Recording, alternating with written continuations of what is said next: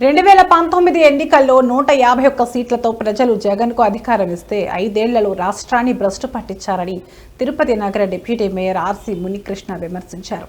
మంగళవారం ఆయన ప్రెస్ క్లబ్లో మాట్లాడుతూ 3 రాజధానుల పేరిట రాష్ట్రానికి రాజధాని లేకుండా చేసిన ఘనత జగన్కే దక్కుతుందన్నారు. జగన్ను రాష్ట్ర ప్రజలు నమ్మే స్థితిలో లేరని ఎద్దేవా చేశారు.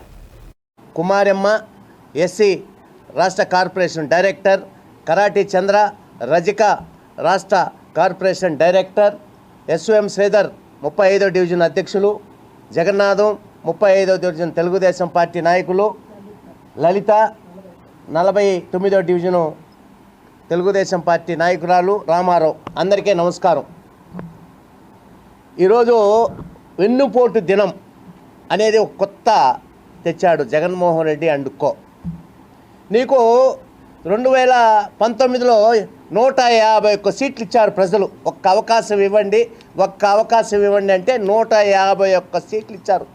ఆ రోజు నారా చంద్రబాబు నాయుడు గారు ముఖ్యమంత్రి ఉండి ఆంధ్రప్రదేశ్ను బ్రహ్మాండంగా చేశారు. ఏ తప్పు కూడా చేయలే.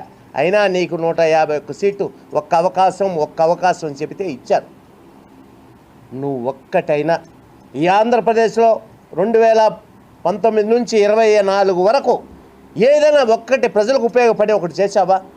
ఫస్ట్ కూర్చుంటానే ప్రజావేదికని అడ్డంగా కూల్చాడ బారేసాం జేసీబీలతో కూర్చి. ఒక ఆరాటం, నీకు ఆనందపడ్డావు ప్రజావేదిక కూర్చిన తర్వాత.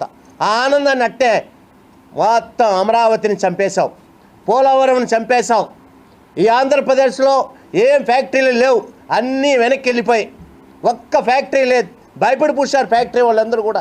వద్దురా నాయన, ఈడేం జరుగుతుంది అన్నీ కూల్చేస్తున్నాడు జగన్మోహన్ రెడ్డిని.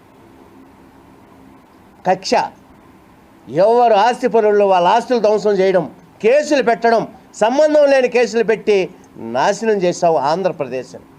3 రాజధానులు అన్నావు.